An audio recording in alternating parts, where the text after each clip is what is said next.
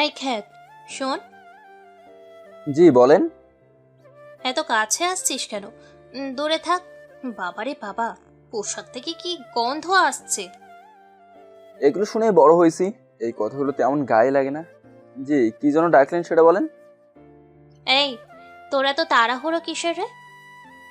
জি বলেন। বলছি না আমাকে বেশি তাড়াহুড়ো দেখাবি না। ক্যাম্পাস ভর্তি স্টুডেন্টের সামনে থাপ্পড় খেয়ে মাথা নিচু করে দাঁড়িয়েছি। মাথা নিচু করে বললাম, আমি আপনাদের কি ক্ষতি করেছি বলবেন? কেন আপনারা আমার সাথে এমন করেন? ক্ষতি করেছিস আমাদের সাথে ভর্তি হয়ে, ক্ষতি করেছিস এই কলেজে ভর্তি হয়ে। তোর কি যোগ্যতা আছে আমাদের সাথে পড়ার? যোগ্যতা আছে তাই তো ভর্তি হতে পেরেছি, আপনাদের মতো বাবার পাওয়ার দেখিয়ে ভর্তি হয়নি। ভিখারির বাচ্চা, তোর তো সাহস কম না? চিনিস তুই আমাকে? তোর এমন অবস্থা করব না যে তুই কল্পনাতেও ভাবতে পারবি না। ইরা, কি হয়েছে? একে মারছো কেন? স্যার, হেই আমাকে অনেক বাজে বাজে কথা বলছে, যা বলতেই ঘেন্না হচ্ছে। তোমাকে বলতে হবে না, আমি বুঝতে পারছি। তোর মা বাবা তোকে শিক্ষা দেয়নি।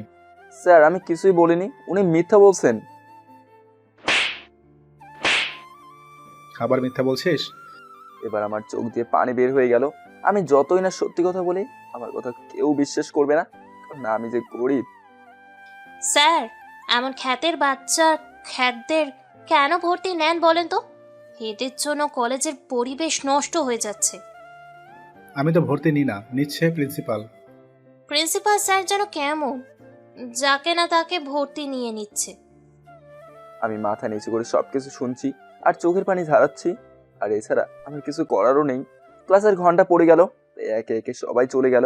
আমিও ক্লাসের দিকে যেতে লাগলাম। আমি আকাশ, এবার ইন্টার ফার্স্ট ইয়ারে। তিনকুলের কেউ নেই, মা বাবাকে দেখি নাই। এতিমখানায় বড় হয়েছি, তাকে বস্তিতে একটা ভাঙাচোরা বাড়িতে ভর্তি হওয়ার 2 মাস হলো। এরা কেন যে আমার সাথে এমন করে জানি না। আমি তো তার কোনো ক্ষতি করিনি। আচ্ছা, গরিব হয়ে জন্মানো কি অপরাধ? না গরিবরা মানুষ না? ক্লাসে এসে শেষ বেঞ্চে বসে পড়লাম। এটা আমার নির্ধারণ করা বেঞ্চ বলতে পারেন, কারণ এই বেঞ্চে আমি ছাড়া আর কেউ বসে না। এরা মেয়েটার নামে কি বলবো, 2 মাস থেকে বিনা কারণ ছাড়াই প্রতিটা দিন অপমান করে। তবে ওর সব অপমান গায়ে লাগে না, ওগুলো সহ্য হয়ে গেছে।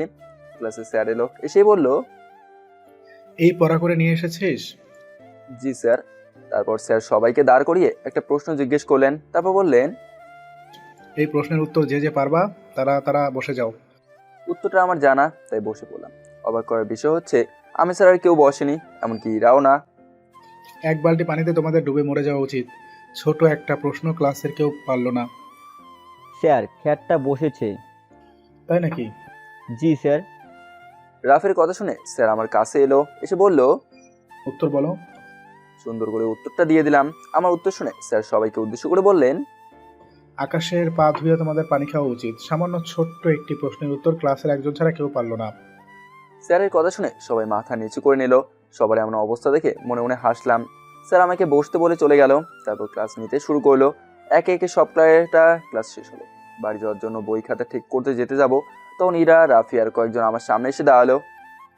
ভিখারির বাচ্চা, খ্যাত কোথাকার! তখন খুব হাসি পাচ্ছিল তাই না? আমি কখন হাসলাম? যখন স্যার বলেছিল তোর পা ধুয়ে পানি খাওয়ার কথা, তখন।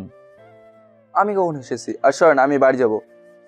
তোকে এমন যাওয়াবো না, কখনো বাড়ি যেতে চাইবি না। আমি চুপ করে বসে রইলাম।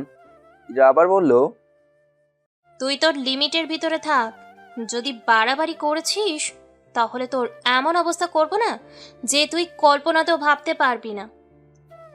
আমি তো আপনাদের কোনো ক্ষতি করিনি, তাহলে আমার সাথে এমন কেন করছেন? আবার মুখে মুখে কথা বলিস? আমি মাথা নিচু করে দাঁড়িয়ে আছি, সবাই হাসছে। আজ অনেক মজা নেওয়া হয়েছে, আজ আর না, আবার আগামীকাল নিব। এখন সব বাসায় চল। সবাই চলে গেল, আমিও বই নিয়ে চলে এলাম। এসে গোসল করে প্যান্ট শার্ট পরিষ্কার করে রোদে শুকাতে দিয়ে 5 টাকার 1 প্যাকেট বিস্কুট খেয়ে ঘুমিয়ে পড়লাম। বিকেলে ঘুম থেকে উঠে মামার দোকানে গেলাম। এটাকে আবার আমার আসল মামা ভাবিয়েন না, ইনি হচ্ছেন সরকারি মামা। তাড়াতাড়ি কাজে হাত লাগা। মামা, আমি কাজে মনোযোগ দিলাম। কাজ শেষ করে খাওয়া দাওয়া করে বাসায় চলে এলাম। এসে একটু পড়াশোনা করে ঘুমিয়ে পড়লাম। পরদিন সকালে ঘুম থেকে উঠে চাল ডাল চাপিয়ে দিলাম। তারপর রান্না শেষ করে খাওয়া দাওয়া করে কলেজে চলে এলাম। কলেজের গেট দিয়ে ঢুকতেই ডাক পড়লো। আমি না শোনার ভান করে অন্য সাইডে চলে এলাম। বন্ধু বান্ধব নেই যে তাদের সাথে আড্ডা দেবো, তাই বই খুলে পড়তে লাগলাম। হঠাৎ কেউ এসে বই কেড়ে নিয়ে ফেলে দিল। তারপর আমার শার্টের কলার ধরে উঠিয়ে ঠাস ঠাস করে দূরে গালে থাপ্পড় দিল। থাপ্পড় দুটো এত জোরে মারলো যে আমার চোখ দিয়ে পানি বের হয়ে গেল। সামনে তাকিয়ে দেখি ইরা। মারলেন কেন? ভিখারির বাচ্চা, তোর সাহস কি করে হয় আমার কথা না শুনে চলে আসার? আমি মাথা নিচু করে আসি। কি বলবো কিছু বুঝতে পারছি না। কি আর বলবো, কিছু বলতে গেলে আমারই আরো ক্ষতি হবে।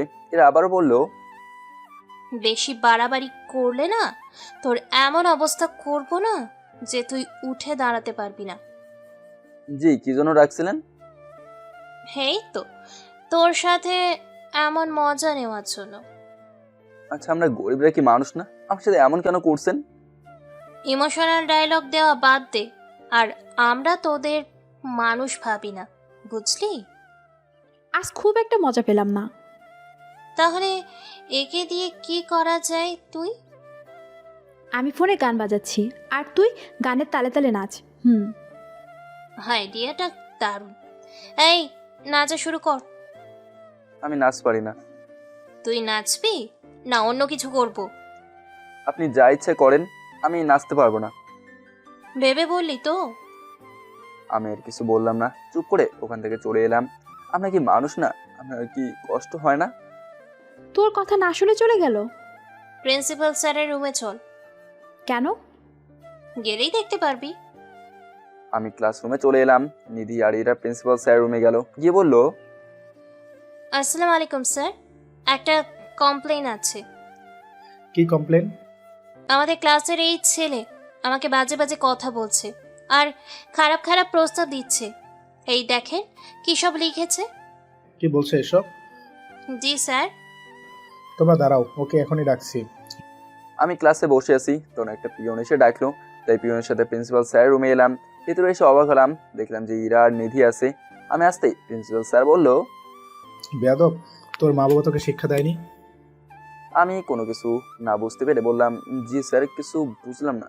স্যার আমার হাতে একটা কাগজ ধরিয়ে বলল, নে এটা পড়। কাগজটা নিয়ে পড়লাম। কাগজ পড়ে তো আমার মাথায় আকাশ ভেঙে পড়ার মতো অবস্থা। এর দিকে তাকলাম। বেয়াদব, তোর বাসায় মা বোন নেই যে একটা মেয়েকে এইসব লিখছিস? স্যার এগুলো আমার হ্যান্ডরাইটিং না, এরা আপনাকে মিথ্যে বলছে।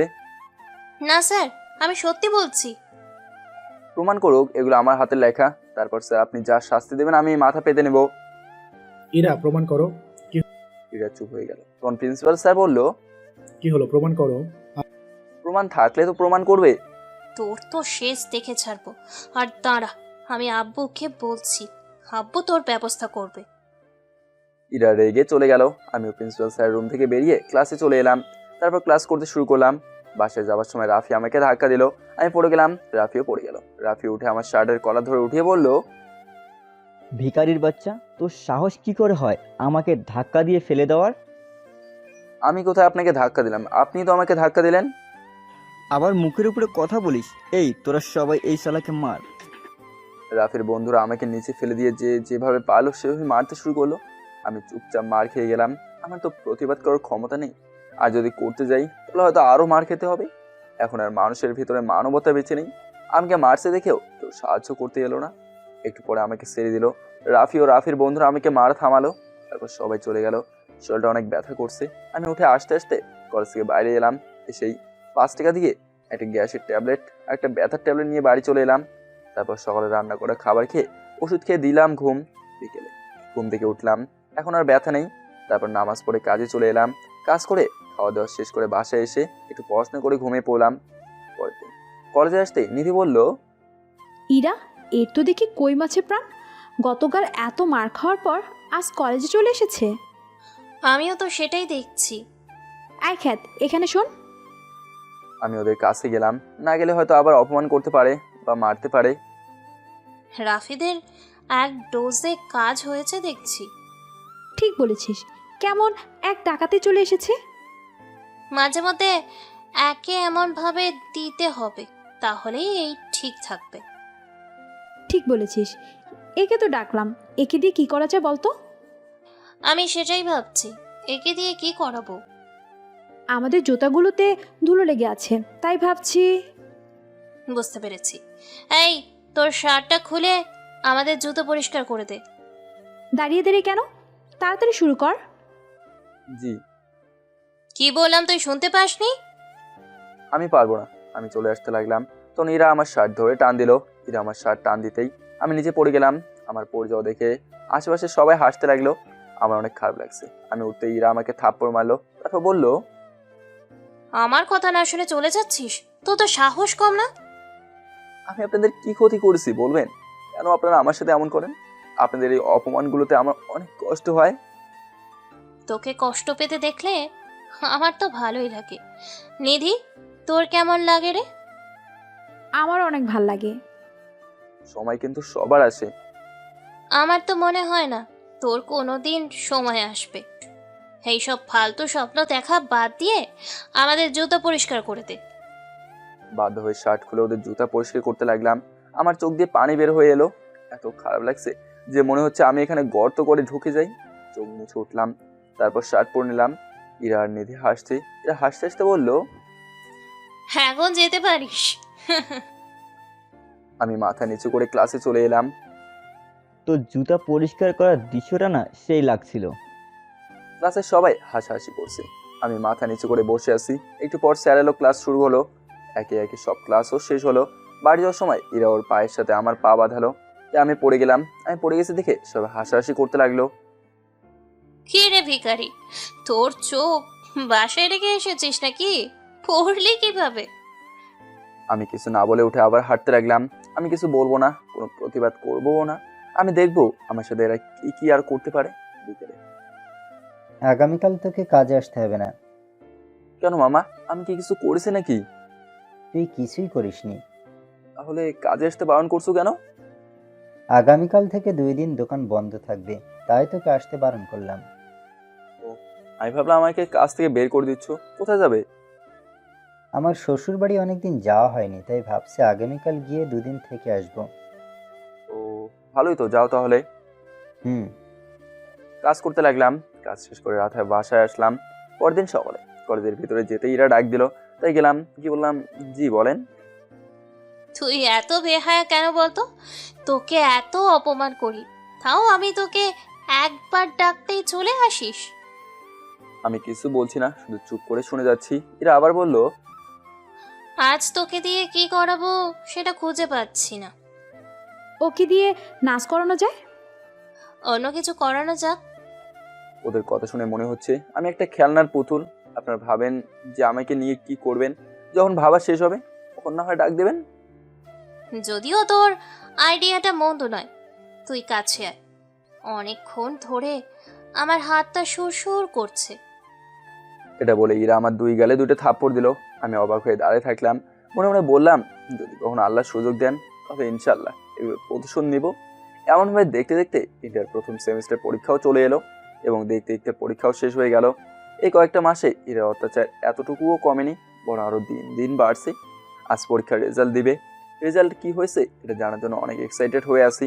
ক্লাসে বসে আছি, তখন স্যার এলো, এসে বলল, আজ তো তোমাদের রেজাল্ট দেওয়া হবে, এটা তো সবাই জানো। জি স্যার, জানি। এরা দেখবি তুই ফার্স্ট হবি। তুমি কিভাবে জানলে এরাই ফার্স্ট হবে? ভালো স্টুডেন্ট। ও, তাহলে রেজাল্ট শুনে নাও, কে কত পেয়েছে। জি স্যার, আমি শোনার জন্য অনেক এক্সাইটেড হয়ে আছি স্যার। শেষ থেকে শুরু করব না প্রথম থেকে শুরু করব? শেষ থেকে শুরু করেন স্যার। ওকে। স্যার শেষ থেকে রেজাল্ট দেওয়া শুরু করলো।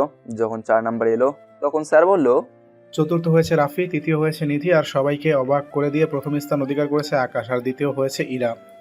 স্যারের কথা শুনে সবাই আমার দিকে তাকালো আর এরা হাসি মাখা মুখ চুপসে গেল। স্যার, এই ক্ষেত কিভাবে ফার্স্ট হতে পারলো? কোথাও লেখা আছে নাকি যে আকাশ ফার্স্ট হতে পারবে না? স্যার, ও মনে হয় নকল করেছে, তাই ফার্স্ট হয়েছে। নকল না করলে কখনো ফার্স্টই হতে পারতো না। আকাশ, তুমি সত্যি কি নকল করেছো? না স্যার। ওর কথা বিশ্বাস করছি না। ও নিশ্চয়ই নকল করে ফার্স্ট হয়েছে। না স্যার, আমি কোনো নকল করিনি। আবার পরীক্ষা হবে। ওকে, তো কবে পরীক্ষা দিবা? স্যার আজকে আর এখনই। ইরা, তুমি রাজি? এরা একটু ভাবলো, তারপর বলল, জি স্যার। স্যার ক্লাস থেকে বেরিয়ে গেল এবং কিছুক্ষণ পর প্রশ্নপত্র এবং খাতা নিয়ে এলো, এসে বলল, কয়েকটি প্রশ্ন আছে, তোমার এগুলো লিখো। ওকে দেন স্যার। স্যার আমাদের দুজনকে প্রশ্নপত্র এবং খাতা দিল, তারপর বলল, লেখা শুরু করো, কেউ কাউকে বলে দিবা না। যদি বলে দিয়েছো তাহলে তার নাম্বার থেকে 5 মার্ক কেটে নিব। 40 মিনিট সময়, নাও স্টার্ট। আমি লিখতে শুরু করলাম। কিছুক্ষণ পর খাতা জমা দিলাম, তাও ইরার আগেই। তোমার লেখা শেষ? যাও জি স্যার। তোমার সিটে গিয়ে বসো। আমি আমার সিটে গিয়ে বসলাম, তখন স্যার বলল, ইরা আর 5 মিনিট আছে। এই তো স্যার, হয়ে গেল। একটু পর ইরা স্যারকে খাতা জমা দিল। স্যার খাতা দেখতে লাগলো। কিছুক্ষণ খাতা দেখার পর আমার দিকে তাকালো, তারপর ইরার দিকে তাকালো। ইরা, তুমি 1 মার্কের জন্য আকাশকে পারলে না। এবারও আকাশ ফার্স্ট হলো। আপনি খাতা দেখতে ভুল করেছেন, আবার খাতা দেখেন। আমি ভালো করে খাতা দেখেছি, তাহলে প্রমাণ হয়ে গেল আকাশ কোনো নকল করেনি। স্যার চলে গেল। তারপর আরো 2টা ক্লাস শেষ হলো। এখন ব্রেক টাইম, তাই ক্লাস থেকে বাইরে চলে এলাম। বাইরে বসে আছি, তখন রাফি এবং তার বন্ধুরা আমার কাছে এলো। ওদের দেখে আমি উঠে চলে যেতে লাগলাম। কিরে, আমাদের দেখে উঠে চলে যাচ্ছিস কেন? এমনি কিছু না, ওখান থেকে উঠে এসে একটা ফাঁকা জায়গায় বসলাম। কিছুক্ষণ বসে থাকার পর যখন ক্লাসের সময় হলো, তখন ক্লাসে চলে এলাম। তারপর ক্লাস শেষে বাড়ি চলে এলাম। পরের দিন কলেজে। তুই আর এই কলেজে পড়তে পারবি না। মানে? তুই কি ছোট বাচ্চা যে আমার কথা বুঝতে পারছিস না? তোকে আজকে টিসি দেওয়ার ব্যবস্থা করছি। না, এমনটা করবেন না। আমার সাথে পাঙ্গা নিতে এসেছিস? তোকে তো কলেজ ছাড়া করবই। না না, আমার যে কলেজে পড়ার অনেক স্বপ্ন। তোরা আবার স্বপ্নও দেখিস? প্লিজ, আপনার কাছে জোড়া হাত করছি, আমি কি কলেজ থেকে বের করে দিবেন না? একটা শর্তে তোকে এখানে রাখতে পারি। জি বলেন। আমি যখন যা বলবো তখন যদি তা করতে পারিস এবং করিস, তাহলে তোকে এখানে রাখবো। জি আমি পারবো। মনে মনে বললাম, আপনি আমাকে অপমান বা থাপ্পড় মারা ছাড়া আর কি বা করবেন? এখনো করবেন, আর আগেও করতেন। সত্যি তো? তোকে যখন যা বলবো তখন তা করতে হবে। জি করব, কিন্তু এই কলেজ থেকে বের করে দিন না প্লিজ। তোদের মতো ভিখারির কথায় বিশ্বাস নেই। আপনারা কেমন বিশ্বস্ত সেটা ভালো করেই জানা আছে। কিছু বললি? না। সেটাই তোর জন্য বেটার। আচ্ছা, এখন ছাগলের মতো হয়ে ঘাস খা। ইরার কথা শুনে ইরার দিকে ভ্রু কুচকে তাকালাম। তোকে কি বললাম শুনতে পাসনি? আপনি এগুলো কি বলছেন? করবি না তোকে টিসি দেওয়ার ব্যবস্থা করব। এটা যদি করি তাহলে পুরো কলেজের সবাই হাসবে, আর যদি না করি তাহলে কলেজ ছাড়তে হবে। কি করবো কিছুই বুঝতে পারছি না। আল্লাহ, আমি আর কোন বিপদে পড়লাম? আল্লাহ, তুমি আমার ইজ্জতটা রক্ষা করো। আমার কথা তোর কানে যায়নি? কি করব বুঝতে পারছি না। বাধ্য হয়ে ছাগলের মতো হতে লাগলাম। সবাই আমাকে ঘিরে ধরলো এবং হাসতেও লাগলো, আর অনেকে ভিডিও করতে লাগলো। আমার চোখ দিয়ে পানি গড়িয়ে গড়িয়ে পড়ছে। ইরা, তোর ছাগল যে ঘাস খাচ্ছে না? এই ঘাস খা। ইরার কথা শুনে ঘাসে মুখ দিতে হলো। এইবার ওঠ। ইরার কথা শুনে উঠলাম, তারপর চোখ মুছলাম। যখন হাঁটতে যাব তখন ছোট লোকের বাচ্চা, আমি তোকে যেতে বলেছি? আমি দাঁড়িয়ে গেলাম। ইরা আবার বলল, এইটা তো শুরু, দেখতে থাক তোর সাথে কি কি করি। তুই আমাকে চিনিস না, কেমন আমার সাথে পাঙ্গা নিতে আসিস। যা এবার। আমি ওখান থেকে সোজা কলেজের ওয়াশরুমে চলে এলাম। এসে কিছুক্ষণ কান্না করে ফ্রেশ হয়ে বের হলাম। আমি হাঁটছি, তখন সবাই আমাকে দেখে হাসছে। আমি মাথা নিচু করে ক্লাসে চলে এলাম। একে একে সব ক্লাস শেষ হলো। ক্লাস শেষ করে যাওয়ার সময় ইরা বলল, এখন আর কিছুই বললাম না। আগামীকাল ঠিক সময়ে আসবি। যদি দেরি করেছিস তাহলে তোকে কি যে করব আমি নিজেও জানি না। আমি মাথা নিচু করে ক্লাসে চলে এলাম। বিকেলে কাজে যাচ্ছি যখন একটা মেয়ের সাথে ধাক্কা লেগে পড়ে গেলাম। আমি উঠে তাড়াতাড়ি গালে হাত দিলাম। মেয়েটা উঠলো, তারপর আমার দিকে তাকিয়ে মেয়েটা হাসলো। গালে হাত দিলেন কেন? যদি থাপ্পড় মারেন তাই। আপনাকে কেন মারতে যাব? এই তো আপনার সাথে ধাক্কা লেগে গেছে তাই। এখানে আপনার দোষ নেই, আমি আনমনে হাঁটছিলাম। বাই দ্য ওয়ে, আপনার নাম কি? জি আকাশ। ভাই আমার কাজ আছে, যেতে হবে, দেরি হয়ে যাচ্ছে। এত তাড়াহুড়ো কিসের? আমার নাম তো জেনে যান। আমি আপনার নাম দিয়ে কি করব? আচ্ছা বলেন আপনার নাম কি? আমার নাম মাহি। অনেক সুন্দর নাম। আচ্ছা ভাই, আমি আর ওখানে না দাঁড়িয়ে হাঁটতে লাগলাম। 5 মিনিট পর মামার দোকানে চলে এলাম, এসে কাজ করতে লাগলাম। রাতে যাওয়ার সময়, এই নে তোর বেতন। ধন্যবাদ মামা। ধন্যবাদ কিসের জন্য? এটা তোর পরিশ্রমের টাকা। হুম। তারপর দোকান থেকে বাড়িতে চলে এলাম, এসে একটু পরে ঘুমিয়ে পড়লাম। পরের দিন সকালে কলেজ যেতে ইচ্ছে করছে না, শুধু ইরার জন্য। কিন্তু আমাকে তো কলেজ যেতেই হবে, আমাকে যে অনেক বড় হতে হবে। আস্তে আস্তে কলেজে চলে এলাম। কলেজে আসা মাত্রই ইরার ডাক পড়লো, ইরার কাছে গেলাম। চল ক্যান্টিনে, তোকে আজ খাওয়াবো। তুই ভিখারির বাচ্চাকে খাওয়াবি? চল তাহলে দেখতে পাবি কি করবো এই ভিখারির। চল। ইরার সাথে ক্যান্টিনে চলে এলাম। এইখানে বস, আমি এলাম। আমি একটা চেয়ারে বসলাম। ইরা কোথায় গিয়ে আবার এলো, এসে বলল, খাওয়ার জন্য রেডি হ। আল্লাহ জানেন আজ আমার কি হবে। একটু পরে একজন কাঁচা মরিচ নিয়ে এলো, তখন ইরা বলল, এইগুলো খা, যদি না খেতে পারিস তাহলে এর থেকে বড় শাস্তি তোর জন্য অপেক্ষা করছে। আমি কি করব বুঝে উঠতে পারছি না। ইচ্ছে হচ্ছে এখান থেকে উঠে পালাই। কি হলো, খেতে পারিস না? কোনো উপায় না পেয়ে খেতে লাগলাম। ঝালের চোটে আমার মুখ থেকে শুরু করে পেট পর্যন্ত জ্বলছে, আর চোখ দিয়ে পানি গড়িয়ে গড়িয়ে পড়ছে। আমি আর খেতে পারবো না, প্লিজ আমাকে পানি দেন, প্লিজ পানি দেন। সবগুলো খেয়ে শেষ কর। আমি আর পারবো না, প্লিজ পানি দেন। আবার উঠছিস? চুপ করে বসে সবগুলো খা। প্লিজ পানি দেন, আমি আর খেতে পারছি না। আমি আর ঝাল সহ্য করতে না পেরে জ্ঞান হারিয়ে ফেললাম। কি রে, ওই মরে গেল নাকি? মনে হয় জ্ঞান হারিয়ে ফেলেছে। দে, ওর মুখে পানি ঝাপটা দে। একটু পর দে। ভিখারির বাচ্চা কেমন আমার সাথে পাঙ্গা নিতে এসেছে। কিছুক্ষণ পর ইরা চোখে পানি ঝাপটে দিল, তখন আমার জ্ঞান ফিরল। ঝালে আমার অবস্থা খারাপ। সামনে পানি দেখে খেতে লাগলাম। পানি খাওয়ার পরে ঝাল কমছে না, এদিকে তো আমার অবস্থা খারাপ। তাদের দোকানে গেলাম মিষ্টি কোনো জিনিস আছে কিনা দেখার জন্য। দেখি মিষ্টি জিনিস আছে, ওর দোকান থেকে নিয়ে খেতে লাগলাম। মিষ্টি খাওয়ার পরে যেন ঝাল কমছে না, আবার পানি খেতে লাগলাম, কিন্তু কোনোভাবে ঝাল কমছে না। আমার চোখ দিয়ে তো ঝর্ণার মতো পানি বেরিয়ে যাচ্ছে। একটা চেয়ারে বসে পড়লাম। নিধি আর ইরা আমার কাছে এলো এবং হাসতে লাগলো। প্রায় 1 ঘন্টা পর একটু ঝাল কমলো। আজ আর ক্লাস করলাম না, বাড়িতে চলে এলাম। দুপুর থেকে শুরু হলো যাওয়া আসা। আমার এমন অবস্থা হলো যে বিছানা থেকে উঠতে পারছি না। ঘরে ডায়রিয়ার ওষুধ ছিল, ওগুলো 2টা খেলাম। কিছুক্ষণ পর স্বাভাবিক হলো, আর জ্বরে এলো। জ্বরে শরীর পুড়ে যাচ্ছে, এমন অবস্থা যে কিছু করতেও পারছি না। জ্বরের তীব্রতায় জ্ঞান হারিয়ে ফেললাম। যখন জ্ঞান ফেলো তখন নিজেকে হাসপাতালে আবিষ্কার করলাম। আমি এখানে কিভাবে এলাম, আর আমাকে এখানে কে নিয়ে এলো জানি না। যখন উঠতে যাবো তখন কেউ বলল, উঠছিস কেন? শুয়ে থাক। মামার কণ্ঠ শুনে মামার দিকে তাকলাম। তারপর বললাম, আমাকে এখানে কে নিয়ে এলো? তুই আসছিস না দেখে তোর বাসায় গেছিলাম, গিয়ে দেখি তো তুই অজ্ঞান হয়ে পড়ে আছিস, তাই আমি তোকে নিয়ে এসেছি। এসব কেমন করে হলো? জানি না কিভাবে এমন হলো। আমার জন্য তোমার কত বড় ক্ষতি হয়ে গেল। আমার আবার কি ক্ষতি হলো? আমার জন্য তোমার দোকান বন্ধ হয়ে আছে। আচ্ছা কত টাকা খরচ হয়েছে? কি শুরু করলি? এখন চুপ করে শুয়ে থাক, কোনো টাকা খরচ হয়নি। আমি চুপ করে শুয়ে আছি, চোখ দিয়ে পানি বের হয়ে গেল। আচ্ছা আমি মরে যাই না কেন? কত সবাই রোড অ্যাক্সিডেন্টে মরে যাচ্ছে, না আমি মরছি না কেন?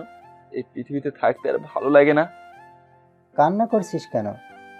কিছু না, যদি মা বাবা থাকতো তাহলে আমাকে এত কষ্ট পেতে হতো না। এই কষ্টগুলো সহ্য করতে পারি না।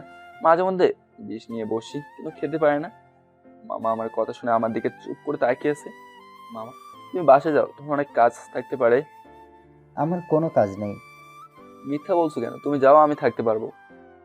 আচ্ছা, আমি সকালে আবার আসবো। মামা চলে গেল। আমি চুপ করে শুয়ে থাকলাম। কিছুক্ষণ পর ডাক্তার এলো, এসে বলল, এখন কেমন লাগছে? জি ভালো। আপনি ডাক্তার? এখনো হয়নি, তবে এর ওপর কোর্স চলছে। তো এখন কটা বাজে? 9টা বাজে। ও, তোমার বাসার সবাই কোথায়? আমার কেউ নেই, আমি এতিম। ও, গতকাল তো ভালোই ছিলে, হঠাৎ এমন হলো কিভাবে? জানি না। আপনি বাসা যাবেন না? আজ রাতে আমার ডিউটি আছে। আপনার ভয় করে না? ভয় থাকলে কি ডাক্তার হওয়া যায়? ডাক্তার হতে গেলে সাহস লাগে, বুঝলা? আর আমার সাথে আমার 2জন ফ্রেন্ডরাও থাকে। ও, আপনার বাসায় কে কে আছেন? আব্বু, আম্মু আর আমি। আমার যদি মা বাবা থাকতো তাহলে কতই ভালো না হতো। আচ্ছা, তুমি শুয়ে থাকো, আমি বাকি রোগীদের দেখে আসি। মাহি মেয়েটা চলে গেল। 10 মিনিট পর আবার এলো। তারপর আমার পাশে একটা টুল টেনে বসলো। তুমি কি ওষুধ খেয়েছো? জি না, খাওয়া হয়নি। ও আচ্ছা, এই না ওষুধ খেয়ে নাও।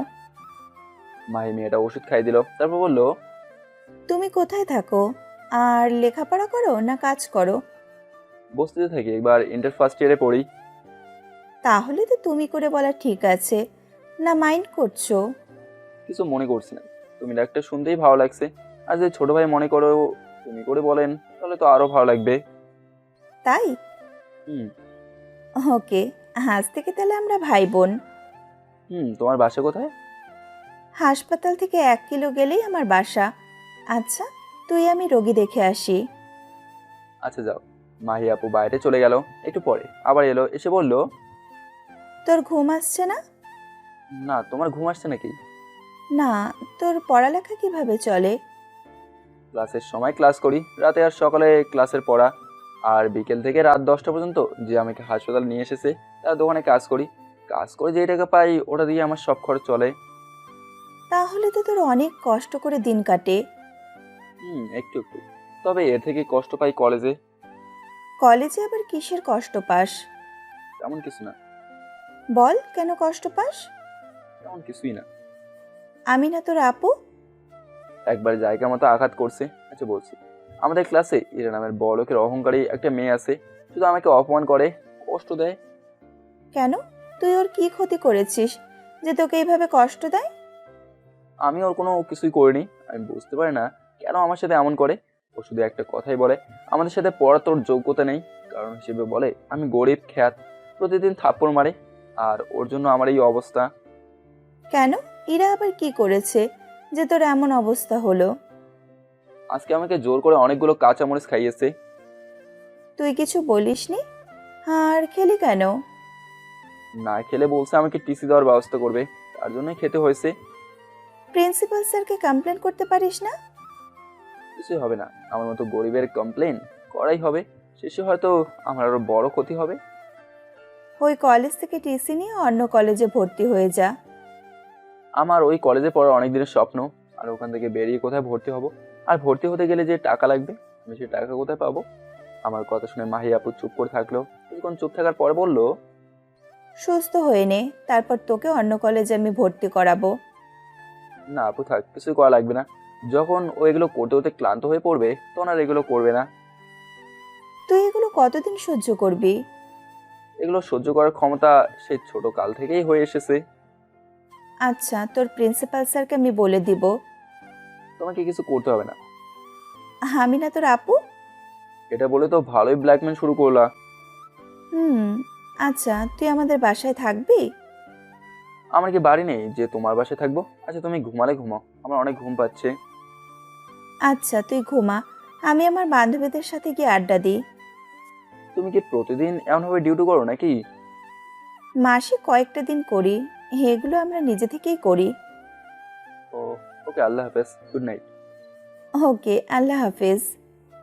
মাহি আপু চলে গেল, তারপর আমি ঘুমিয়ে পড়লাম। পরদিন সকালে অনেক খিদে পেয়েছে, শরীরের শক্তি নেই যে বাইরে গিয়ে কিছু খাবো, বা কেউ আসছে না যে তাকে কিছু খাবার নিয়ে আসার জন্য বলবো। একটু পর নার্স এলো, এসে কলা আর পাউরুটি দিয়ে গেল। এগুলো খেয়েই খিদের জ্বালা মেটালাম। তখন মামা এলো, এসে বলল, তোর কি ফ্রেশ হওয়া লাগবে নাকি? না। তোর জন্য খাবার নিয়ে এসেছি, উঠে খেয়ে নে। তারপর হাল্কা খেয়ে ওষুধ খেয়ে নিলাম। কিছুক্ষণ পর মামা চলে গেল। 10টার সময় মাহি আপু এলো, এসে বলল, গুড মর্নিং। গুড মর্নিং, কেমন আছো? ভালো। খাওয়া দাওয়া হয়েছে? হয়েছে, তোমার খাওয়া হয়েছে? হয়েছে। ওষুধ খেয়েছিস? হয়েছে। আচ্ছা আমাকে কবে রিলিজ দেবে? যতক্ষণ না ভালো করে সুস্থ হচ্ছিস ততক্ষণ তোকে রিলিজ করবে না। এখানে একটুও ভালো লাগছে না। কিছু করার নেই, তোকে থাকতেই হবে। হুম। আচ্ছা এখন বাই, আবার বিকেলে কথা হবে। ওকে আচ্ছা।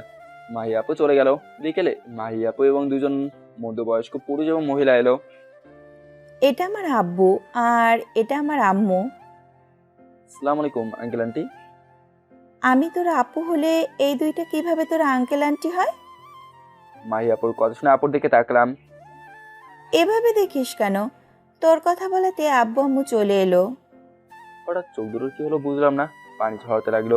আমার চোখে পানি দেখে আন্টি বলল, কি হলো বাবা, কান্না করছো কেন? কিছু না আন্টি। তাহলে কান্না করছো কেন? মাহি আপু আন্টিকে ইশারা করে থামতে বললো। তারপর আন্টি আমার কাছে এসে বলল, কান্না করিও না। আচ্ছা, তোমার আব্বু আম্মু নেই তো, আজ থেকে আমরাই তোমার আব্বু আম্মু। কি আমাদের ছেলে হবে তো? আমি আন্টিকে জোরে ধরে কান্না করে দিলাম। সত্যি আপনারা আমার মা বাবা হবেন? হুম, আজ থেকে আমরা তোমার বাবা মা। আমাদের মা বাবা ডাকতে কোনো সমস্যা হবে না তো? না। কান্না থামাও। আজ থেকে আমরাই তোমার আব্বু আম্মু। আজ থেকে সব দায়িত্ব আমাদের। কি, রাজি তো? হুম। দেখো, পাগল ছেলে এখনো কান্না করছে। ছেলেদের কান্না করতে হয়? আমি চোখ মুছলাম, তখন আঙ্কেল বললেন, আইন অনুযায়ী আমার ছেলে হিসেবে নিয়ে নিই। তুমি উকিলের সাথে কথা বলো। আজ থেকে তো সকল কষ্ট দূর হয়ে গেল, আর আমিও একটা ভাই পেলাম। কত যে খুশি লাগছে না। এখন থেকে আমিও বলতে পারবো আমরা দুই ভাই বোন। মাহি আপুর কথা শুনে আঙ্কেল আন্টি হাসলেন। তারপর আন্টি বললেন, আগে ভাই ভাই করতি, এখন তো পেয়ে গেলি। হুম, আচ্ছা, আমি কথা বলে রিলিজ নেওয়ার ব্যবস্থা করছি। ওকে যা। আমি আজ অনেক খুশি। একটু পরে মাহি আপু এলো, এসে বলল, চল ভাই, বাসায় চল। রিলিজ দিল? এখন চলো, যাওয়া যাক। মাহি আপু আমাকে বেড থেকে ধরে নামালো। আমি আস্তে আস্তে হাসপাতাল থেকে বেরিয়ে এলাম। হাসপাতাল থেকে বেরিয়ে দেখলাম অনেক পুলিশ এবং আরো অনেক মানুষজন। আপু, এখানে কি হয়েছে? পুলিশ আর এত লোকজন কেন? আব্বু ম্যাজিস্ট্রেট। ও আচ্ছা আপু, যেই মামা আমাকে হাসপাতালে নিয়ে এসেছিল তাকে তো বলা দরকার ছিল, নাহলে তো আমাকে খুঁজবে। আচ্ছা, ওই লোক থাকে কোথায়? এখানে চলো। আচ্ছা চলেন। একদম আন্টি আর আঙ্কেল বলবি না। আচ্ছা বলবো না, আব্বু আম্মু বলবো। গাড়িতে উঠে পড়লাম। কিছুক্ষণ পর মামার দোকানের সামনে এসে গাড়ি থামলো। আমি গাড়ি থেকে আস্তে আস্তে নামলাম। মামা আমাকে দেখে আমার কাছে এলো, এসে বলল, কিরে, তুই এখানে কিভাবে এলি? কে নিয়ে এলো? আমরা নিয়ে এসেছি। এখনো টাকা জমা দিতে পারিনি তাই ওকে বের করে দিলেন? তা না, বিল আমি পেমেন্ট করে দিয়েছি। আকাশ আপনার সাথে দেখা করবে তাই নিয়ে এলো। তুই কি করতে এলি? আমাকে খবর দিলেই আমি চলে যেতাম। মামা তেমন কিছু না, আমি আমার একটা পরিবার পেয়ে গেছি। আজ থেকে এনাদের বাসায় থাকবো। আজ থেকে এটা আমার আপু, ইনি আমার আব্বু আম্মু, আর ইনি আমার আম্মু। মাশাআল্লাহ, অনেক ভালো তো। তাহলে তো তোর সব কষ্ট দূর হয়ে গেল। মামা, আল্লাহ এতদিনে মনে হয় আমার সব কষ্ট দূর করে দিল। আমাকে আবার ভুলে যাবে না তো? মামা কি যে বলো না, আমি আর দাঁড়িয়ে থাকতে পারছি না। শরীরটা কেমন কাঁপতে লাগলো। তোর মাই আপু ধরে নিল আর বলল, আর দাঁড়িয়ে থাকতে হবে না, চল। চলো। আবার গাড়িতে উঠে পড়লাম। তারপর গাড়ি একটা শপিং মলের সামনে এসে দাঁড়ালো। আব্বু মানে আঙ্কেল নেমে গেল এবং কিছুক্ষণ পর কয়েকটা ব্যাগ হাতে নিয়ে গাড়ি এলো। কিছুক্ষণ পর একটা বাসার সামনে এলাম। বাসাটা অনেক সুন্দর এবং বড়। এটা কি তোমাদের বাসা? তোমাদের মানে? বল আমাদের বাসা। হলো একটা। হলো একটা না, তোকে বলতে হবে। আচ্ছা আচ্ছা, আমাদেরই বলবো। আব্বু আম্মু হাসছে। তারপর আব্বু আমাকে ধরে নিয়ে এলো, তারপর একটা রুমে নিয়ে এলো। আজ থেকে এটা তোর রুম। তোমার কোনটা? পাশেরটা আমার। আজও কি হাসপাতালে যাবা নাকি? না, এই সপ্তাহে আর না। ও আচ্ছা, তুই বিশ্রাম নে, আমি একটু পরে আসছি। ওকে। মাহি আপু চলে গেল। আমি চুপচাপ শুয়ে থাকলাম। একটু পরে আম্মু এলো, এসে বলল, আকাশ উঠ, স্যুপটা খেয়ে নে। আমি ভাবতেই পারিনি এই কয়েক ঘন্টার ভিতরে এমনভাবে মানিয়ে নেব বা ওনারা মানিয়ে নেবেন। আম্মু আমাকে ধরে ওঠালো, তারপর বলল, আমি খাইয়ে দিয়েছি। আমি কিছু না বলে খেতে লাগলাম। পাগল, এমনভাবে কান্না করছিস কেন? খুশিতে আম্মু। তুই আমাকে আম্মু বললি? আম্মু সুপ রেখে আমাকে জোরে ধরে কান্না করে দিল। আজ এগুলো কষ্টের কান্না না, সব সুখের কান্না। মা ছেলের কান্না পর্ব শেষ হলো? হবে না কেন? আম্মু আবার আমাকে খাইয়ে দিতে লাগলো। তখন আপু বলল, তুই আমার আদরে ভাগ বসিয়ে দিয়েছিস। হুম। পরের দিন কলেজে ওই ভিখারি বাচ্চা আসছে না কেন রে? নিধি বলল, সে কিভাবে জানবে? সেদিন মরুচ খেয়েছিস, তাতেই মনে হয় আসছে আর যাচ্ছে। হতে পারে, আর ভুলেও আমার সাথে পাঙ্গা নিতে আসবে না। ওকে তো কলেজ ছাড়া করবই। হুম, আজ যদি কলেজে আসে তাহলে 2 দিনের শাস্তি একদিনে দিব। পরদিন বিকালে আপুকে বললাম, আপু আমার সাথে একটু বস্তিতে যাবে? কেন? আমার বই খাতাগুলো নিয়ে আসতাম। চল, গাড়ি নিয়ে যাবি না রিক্সায়? তুমি কিসে যাবে? তুই এখনো খুব ভালোভাবে সুস্থ হয়ে উঠিসনি, গাড়িতেই চল। আচ্ছা চলো। তারপর বস্তির কাছে চলে এলাম। এখন নামো, আর গাড়িতে যাওয়া যাবে না। তারপর 3 মিনিট হেঁটে আমার বাড়ির কাছে চলে এলাম। আমার থাকার জায়গা দেখে আপু বলল, তুই এখানে থাকতি? হুম, এই রে, চাবি তো আমার কাছে নেই, মামার কাছে আছে। তোর ওই মামার বাসা এখান থেকে কত দূরে? আবার রাস্তার পাশ যাওয়া লাগবে, ওখানেই ওনার দোকান আছে। তাহলে আর দাঁড়িয়ে কেন, চল। আপু আর আমি হাঁটতে হাঁটতে রাস্তার পাশে এসে মামার কাছে এসে চাবি নিয়ে এসে বই খাতা নিয়ে গাড়ির কাছে এলাম। ওরা রেখে বললাম, তুমি গাড়িতে বসে থাকো, আমি মামার কাছ থেকে আসছি। আমিও যাব। চলো তাহলে। মামার কাছে এসে বাড়ির চাবি দিয়ে বললাম, মামা এই নাও বাড়ির চাবি, যদি কোনো এতিমকে পাও তবে তাকে দিয়ে দিও। আমার সব কিছু ওখানেই থাকলো। আল্লাহ আমাকে একটা পরিবার দিয়েছে, আমার আর কিছুই লাগবে না। যদি কাউকে পাও তাহলে এগুলো ওকে দিয়ে দিবা। কিছু খেয়ে যা। কি খাবো? তুই যা খাবি। তুমি যা খাওয়াবে তাই খাবো। আচ্ছা দুধ চা নিয়ে এসো, তাহলেই হবে। আপু বসো। আমি আর আপু বসে পড়লাম। মামা 2 কাপ দুধ চা এবং টোস্ট বিস্কুট নিয়ে এলো। ওগুলো খেয়ে মামার সাথে একটু কথা বলে বাসে চলে এলাম। রাতে খাচ্ছি তখন আব্বু বললো, তাড়াতাড়ি বাইক চালানো শিখতে হবে তো। কেন আব্বু? বারে, আমি আমার ছেলেকে বাইক নিয়ে দেব না। আব্বুর কথা শুনে আব্বুর দিকে তাকালাম। এমন ভাবে দেখার কি আছে? কিছু না, খাওয়া দাওয়া শেষ হলো। আব্বুরও খাওয়া দাওয়া শেষ হলো। একটু বসে থাক, আমি আসছি। আব্বু রুমে চলে গেল। তারপর হাতে করে একটা বক্স নিয়ে আমার কাছে এলো। এই নে তোর ফোন। আমি আব্বুকে জোরে ধরলাম। সত্যি যখন ওপরওয়ালা দেয় না, তখন বেশি করে দেয়, যা কল্পনারও বাইরে। যেমন আমি কল্পনাতেও ভাবিনি আমার একটা পরিবার পাবো। আচ্ছা হয়েছে, এখন ফোনটা দেখ পছন্দ হয়েছে কি না। আপনি যখন দিয়েছেন তখন পছন্দ না করার কি আছে? তাও ফোনটা দেখ। আচ্ছা, আমি বক্স খুলে দেখি অনেক বড় স্মার্টফোন। ফোন দেখে বোঝা যাচ্ছে 20,000 টাকার নিচে নেই, হয়তো তার থেকে বেশি হবে। ফোন তো অনেক দামি মনে হচ্ছে। তো কি হচ্ছে? তেমন কিছু হয়নি। আমি রুমে গেলাম। আল্লাহ হাফেজ। রুমে চলে এলাম। মা, আমি তো ফোন টিপতেই পারি না। যাই আপুর কাছে যাই। আপুর রুমের কাছে গিয়ে বললাম, আপু আসবো? আয়। আমি ভেতরে গেলাম। তারপর বললাম, আব্বু তো ফোন দিল, কিন্তু আমি তো ফোনের কিছু বুঝি না। আচ্ছা দে, আমি শিখিয়ে দিচ্ছি। তাই তো এলাম। তারপর মাহি আপুর কাছে কিছুক্ষণ ফোন টেপা শিখলাম। এখন তো পারবি। না পারলে তুমি তো আছোই। না পারার কিছু নেই, টিপতে থাক, সব কিছু শিখে যাবি। আর গিয়ে ঘুমিয়ে পড়, একদম মোবাইল ফোন টিপবি না। আল্লাহ হাফেজ। আপুর রুম থেকে এসে একটু ফোন টেপার চেষ্টা করলাম, তারপর ঘুমিয়ে পড়লাম। পরের দিন সকালে আজ কলেজে যাবি নাকি? পড়া মিস চলে যাচ্ছে। আমিও তোর সাথে তোর কলেজে যাব, তারপর আমি আমার কলেজে যাব। আচ্ছা। আম্মু খাবার দিল। আমরা সবাই গল্প করতে করতে খাবার খেলাম। একটু পরে কলেজে যাওয়ার জন্য রেডি হচ্ছি, তখন আপু এসে বলল, দাঁড়া, আমি তোকে ড্রেস চয়েস করে দিচ্ছি। আচ্ছা দাও। মাই আপু আমাকে পোশাক চয়েস করে দিল। তারপর বলল, তুই রেডি হয়ে নে, আমিও রেডি হয়ে নে। আপু চলে গেল। আমিও রেডি হয়ে রুম থেকে বেরিয়ে এলাম। এভাবে যাবি? তো আর কিভাবে যাব? আপু এলো তখন আম্মু আপুকে বলল, দেখ তোর ভাইকে কেমন খ্যাত মার্কা গেট আপ নিয়ে যাচ্ছে। মাহি আপু বললো সেলুনে গিয়ে চুল ঠিক করে নিতে। আমি বললাম, কি যে বলো না, আমি এমনভাবেই ঠিক আছি। মাহি আপু বলল, আমি এভাবে ঠিক নই। আমার কাছ থেকে চিউনটা নিল। আম্মু চিউনি এনে দিল। তখন আপু চুল ঠিক করে দিল আর বলল, মাহি আপু আমাকে হিরো গেট আপ দিচ্ছে আর বলতেছে আজকে আমাকে কত মেয়ে দেখলে ক্রাশ খাবে তার ঠিক নেই। তারপর গাড়ির কাছে এসে গাড়িতে উঠে পড়লাম। আপু ড্রাইভ করতে লাগলো। 15 মিনিট পর কলেজে চলে এলাম। আমি গাড়ি থেকে নেমে গেলাম। আপুও নামলো। ইরা, কলেজ গেটের দিকে তাকা, একবার তাকিয়ে দেখ। আরে ওই খ্যাতটা না? ওই তো মনে হচ্ছে। পাশের ওই মেয়েটাকে। আমি কিভাবে বলবো? চল, ওকে কয়েকদিন ধরে শাস্তি অপমান করা হয়নি। চল মজা নেওয়া যাক। আমি হাঁটছি তখন ইরা আর নিধি এলো। ইরা বলল, কি রে ভিখারি, এই পোশাক পেলি কোথায়? তোর তো কেনার সামর্থ্য নেই, নিশ্চয়ই কোথাও থেকে চুরি করেছিস।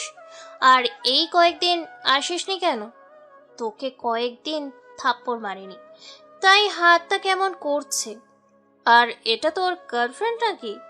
আপু, এর পালা একদম পড়িয়েন না, এর কিছুই নেই, একদম ফাঁকা।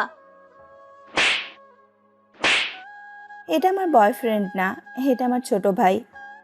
এরা গালে হাত দিয়ে আমার দিকে আর আপুর দিকে তাকাচ্ছে। আমি মেটে করে হাসছি। ও তো এতিম, ওর বোন আসবে কোথা থেকে? এতিম মানে? কেন, তুই জানিস না ও এতিম, ওর মা বাবা নেই? কিন্তু হঠাৎ কোথা থেকে ওর বোন এলো বুঝলাম না। আপু এদের ড্রামা শুনে কাজ নেই, তুমি আবার কলেজে যাবা। চল। কোন থেকে প্রিন্সিপাল স্যার রুমে এলাম। আসসালামু আলাইকুম স্যার, আসতে পারি? ওয়ালাইকুম আসসালাম। ইয়েস। ভিতরে গেলাম, তখন আপু বলল, স্যার, শুনলাম এখানে নাকি গরিব ছাত্রদের উপর বিভিন্ন ধরনের টর্চার করা হয়। ঠিক বুঝলাম না। আমাকে চেনেন? না, কে তুমি? এখানের ম্যাজিস্ট্রেটকে নিশ্চিত চেনেন, আমি ওনার মেয়ে। আমি লক্ষ্য করলাম প্রিন্সিপাল স্যারের কপালে বিন্দু বিন্দু ঘাম জমা হয়ে গেছে। আপু আবার বলল, এটা আমার ছোট ভাই। এর সাথে কি কি হয়েছে জানেন? ইরা নামের একটি মেয়ে ওর এমন অবস্থা করেছিল যে মরার মতো হয়ে গেছিল। আব্বু যদি বিষয়টা জানে তবে আপনার এবং আপনার কলেজের কি হবে আল্লাহ জানে। মেয়েটাকে ডেকে পাঠান। আপু তুমি এগুলো করার জন্য আসবে জানলে তোমার সাথে আসতাম না। তখন চলো, তুমি কলেজে যাবে না? তুই চুপ থাক। কি হলো স্যার, ডাকেন। এরা তো একেই বলে পাওয়ার। প্রিন্সিপাল স্যার তো অবস্থা খারাপ। প্রিন্সিপাল স্যার একটা পিয়নকে নিয়ে ইরাকে ডেকে পাঠালো। একটু পর ইরা এলো। তুমি আকাশের সাথে কি কি করেছো? ইরা চুপ করে আছে। স্যার এবার ধমক দিয়ে বলল, চুপ করে আছো কেন? স্যার এগুলো বাদ দেন, আপু চলো, তোমার দেরি হয়ে যাচ্ছে। তুই এখানে থাকবি না। স্যার, আকাশকে টিসি দেওয়ার ব্যবস্থা করেন। আপু প্লিজ চলো। এবারের মতো যাচ্ছি। এর পরেও যদি কিছু হয় তখন আমি না, আব্বুকে পাঠাবো। সেটা আমার ভাইয়ের ক্ষেত্রেই হোক বা অন্য কোনো নিম্নবিত্ত স্টুডেন্টের ক্ষেত্রেই হোক। আই হোপ আপনি বুঝতে পারছেন আব্বু হলে কি হতে পারে। প্রিন্সিপাল স্যার রুম থেকে বেরিয়ে এলাম, তখন আপু বলল, সব জায়গায় ভেজা বেড়াল হয়ে থাকলে এই পৃথিবীতে টিকে থাকতে পারবি না। আমার তো মনে হয় এটা আমার থেকে তুই ভালো জানিস। এখন যাও, তোমার দেরি হয়ে যাচ্ছে। যাচ্ছি। আল্লাহ হাফেজ। দুপুরে আবার চলে যাস না, আমি কিন্তু নিতে আসবো। ওকে মাই ডিয়ার আপি। মাই আপু চলে গেল। আমি ক্লাসরুমে চলে এলাম। ক্লাসের সবাই আমার দিকে ভূত দেখার মতো তাকিয়ে আছে। আমি আগে যেখানে বসতাম সেখানে এসে বসে পড়লাম। একটু পরে স্যার এলো, এসে বলল, আকাশ, তুমি এই কয়েকদিন আসোনি কেন? অসুস্থ ছিলাম স্যার, তাই আসতে পারিনি। তোমার হঠাৎ এত পরিবর্তন কিভাবে বুঝলাম না। আল্লাহ করিয়েছেন। ওটা তো আমিও বুঝতে পারছি, কিন্তু আগে পোশাক পরে আসতে একরকম আর এখন আরেক রকম হয়ে আসছো। স্যার আমি এতিম, এটা ক্লাসের কম বেশি সবাই জানে। কিন্তু এখন আর আমি এতিম না, আমি এখন একটা পরিবার পেয়েছি। ওনারাই আমাকে এমন পরিবর্তন করছেন। ও তাহলে তো ভালোই। জি স্যার। তারপর স্যার ক্লাস করাতে লাগলেন। টিফিনের সময় বসে বসে পড়ছি। তখন ইরা আর নিধি আমার সামনে এসে দাঁড়ালো। আমি ওদের দিকে খেয়াল না করেই পড়তে থাকলাম। সরি। ইরার মুখে সরি শুনে মনে মনে হাসলাম। কি হলো, কথা বলো। কিছুক্ষণের ভেতরেই এত চেঞ্জ, এর আবার কি হলো? নিশ্চিত সরি বলার পেছনে কোনো রহস্য আছে। সত্যি, আমি অনেক অনেক সরি। আমি উঠে বাইরে চলে এলাম। তখন নিধি ইরাকে বলল, তোর আবার কি হলো? ওই খ্যাত, সরি বলছিস কেন? হঠাৎ করেই আমার মনে হলো আমি ওর সাথে অনেক অন্যায় করেছি। এগুলো কি কেউ অন্যায় বলে? তুই চুপ কর, তোর উস্কানিতে আমি ওর সাথে এমন করেছি। এখন তো সব দোষ আমারই, তুই কিচ্ছু করিসনি, তুই তো ফেরেশতা। দুজন দুদিকে রাগারাগি করে চলে গেল। যখন ক্লাস শুরু হলো তখন ক্লাসে এলাম। তারপর বাকি ক্লাসগুলো শেষ হলো। ক্লাস শেষ করে ক্লাসরুম থেকে বেরিয়ে আপুর জন্য গেটের কাছে দাঁড়ালাম। তখন ইরা এলো, এসে বলল, সত্যি সরি, প্লিজ ক্ষমা করে দাও। আমাকে আর হাসেন না তো। আপনার সরি বলা দেখে আমার অনেক হাসি পাচ্ছে। তুমি হাসো না হয় কান্না করো, কিন্তু আমাকে ক্ষমা করে দাও। তখনই আপু এলো, তাই গাড়িতে উঠে পড়লাম। মেয়েটা তোকে কি বলছিল? ওটা কি হয়েছে কে জানে, আমাকে সরি বলছে। ও, তুই কি ক্ষমা করে দিলি? জানি না ওকে কোনোদিনও ক্ষমা করবো কিনা। আপুর সেলুনের সামনে এসে গাড়ি দাঁড় করলো। এখানে গাড়ি দাঁড় করলা কেন? তোর চুলের অবস্থা কি করে রেখেছিস দেখেছিস? এটা ঠিক করতে হবে না? চুল তো ঠিকই আছে। কিছুই ঠিক নেই, গাড়ি থেকে নাম। আপুর কথা মতো গাড়ি থেকে নেমে সেলুনের ভিতরে গিয়ে চুল ঠিক করলাম, তোর বাসায় চলে এলাম রাতে। ছেলেকে তো দেখতে নায়ক নায়ক লাগছে। আমার মতো একটা বোন থাকলে সব ছোট ভাইকে হিরো হিরো লাগবে। হয়েছে হয়েছে, আর নিজের নামে ডাক পেটাতে হবে না। তুই কি বললি? আমি কিছু বলিনি, তুমি কিছু শোনোনি। আব্বু আমাকে জিজ্ঞেস করো, তারাও কিছু শোনেনি। হারামি, তোকে তো। খাবার সময় এত কথা বলতে হয় না। তুমি ডাক্তারি পড়েও জানো না, তাহলে কি পড়ছো বুঝলাম না। আব্বু আম্মু আমার কথা শুনে হাসছে, আর আপু তো রেগে আগুন। আম্মু বরফ দাও তো, আপুর মাথায় দিয়ে ঠান্ডা করি। কুত্তা, তোকে তো। হয়েছে হয়েছে, এখন সবাই চুপচাপ খা। আগামীকাল থেকে বাইক চালানো শিখতে হবে। আমাকে বলছেন? তোকে তাড়াতাড়ি চালানো শিখতে হবে। আর আগামীকাল থেকে ট্রেনিং নেওয়ার জন্য ট্রেনিং সেন্টারে যেতে হবে। এত তাড়াতাড়ি আর বাইক চালানো শেখার জন্য ট্রেনিং সেন্টারে যেতে হবে? গেলি তো সমস্যা কোথায়? এত করে বলছো তখন ঠিক আছে যাবো। তারপর খাওয়া দাওয়া শেষ করে রুমে এসে কিছুক্ষণ পর ঘুমিয়ে পড়লাম। পরের দিন কলেজে গাছের নিচে বসে আছি, তখন রাফি এলো, এসে বলল ফ্রেন্ড। রাফির দিকে তাকালাম, কিছু বললাম না। কি হলো ফ্রেন্ড বললাম তো। সরি, ফ্রেন্ড হতে পারবো না। কেন? এমনিতেই। সরি আগে খারাপ ব্যবহার করার জন্য। প্রয়োজন নেই, আমি কিছু মনে করিনি। তাহলে ফ্রেন্ড হতে সমস্যা কোথায়? এমনিতেই হব না। ভালো স্টুডেন্ট তাই ভাব দেখাচ্ছিস? আমি কখন বললাম আমি ভালো স্টুডেন্ট তাই ভাব দেখাচ্ছি? তোকে দেখে তো তাই মনে হচ্ছে। আমার মতো খ্যাতের সাথে ফ্রেন্ডশিপ করতে আসার কারণ বুঝতে পারলাম না। আমি আমার ভুল বুঝতে পেরেছি। তো যখন বলছে ভুল বুঝতে পেরেছি, ক্ষমা করে দেওয়াই উত্তম। ওকে ফ্রেন্ড। আজকে আকাশকে দেখে ক্রাশ খেয়েছি। আমি বসে আছি, তখন ইরা এলো, এসে বললো সরি বলছি তো, ভুল হয়েছে, অনেক বড় ভুল হয়েছে। আমি কিছু বললাম না, উঠে চলে আসতে লাগলাম, তখন এরা আমার হাত ধরলো। হাত ছাড়েন। ক্ষমা করে দাও। মাফ করবো আবার আপনাকে? আপনি আমার হৃদয়ে আঘাত করছেন, আপনি আমার সাথে যা যা করছেন তা কোনোদিন ভুলবো না। আমি হাত ছাড়িয়ে চলে এলাম। এরা ওখানে দাঁড়িয়ে থাকলো। আমি তো ক্ষমা নিয়েই ছাড়বো, যেভাবেই হোক। ক্লাসে চলে এলাম, এসে শেষ দিকে বসে পড়লাম।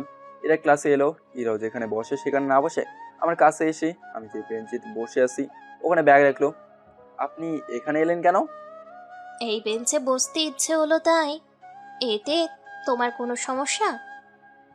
আমি এখান থেকে অন্য জায়গায় বসবো সেই সুযোগও নেই, কারণ এই ব্রেঞ্চ ছাড়া আর কোনো ব্রেঞ্চ ফাঁকা নেই। আমি একেবারে শেষে বসলাম। এরা আমার দিকে চাপতেই আছে।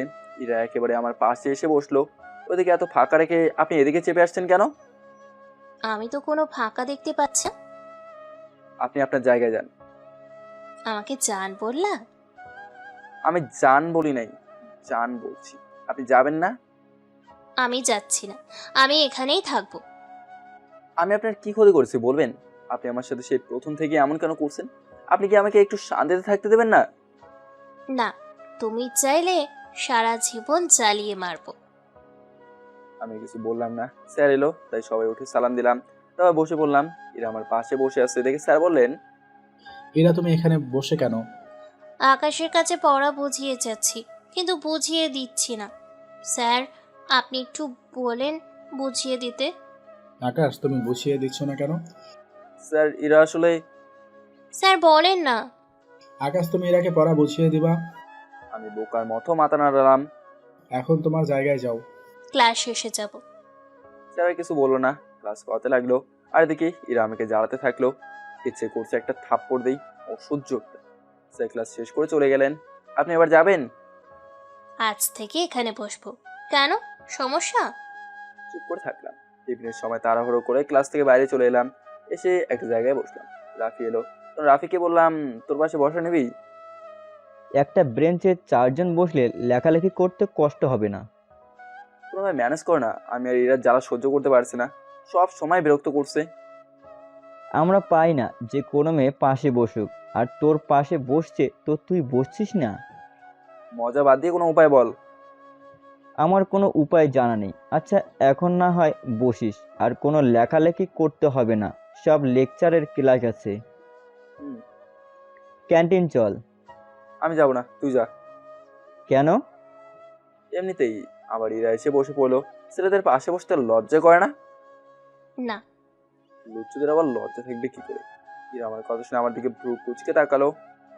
কি? আমি লুচু? আমি যেহেতু লুচু, তাহলে আজ থেকে তুই আমার লুইচ্চামি দেখবি। অসহ্য। আমি উঠে পড়লাম। বলছিলি না ক্যান্টিনে যাবে, চল ক্যান্টিনে। উঠে ক্যান্টিনে চলে এলাম। পেছন পেছনে ইরাও এলো। আবার ক্যান্টিন থেকে বেরিয়ে বাইরে চলে এলাম। ইরাও এলো। হ্যাঁ, কলেজে থাকবোই না। ক্লাসরুমে এসে ব্যাগ নিয়ে বাইরে চলে এলাম। কোথায় যাবে? আপনাকে বলতে হবে? বাস কাটিয়ে চলে এলাম। এসে আপুকে ফোন দিলাম। একটু পর আপু ফোন ব্যাক করলো। এই সময় ফোন দিলি যে, কোনো সমস্যা হয়েছে? আমি বাসে চলে গেলাম, তুমি বাসে চলে যেও। ওকে।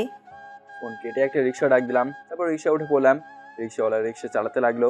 পরে লক্ষ্য করলাম দূর থেকে গতিতে একটা গাড়ি আমার দিকে ছুটে আসছে। মামা তাড়াতাড়ি রিক্সা থামান। রিক্সাওয়ালা তাড়াতাড়ি রিক্সা থেকে নেমে গেল।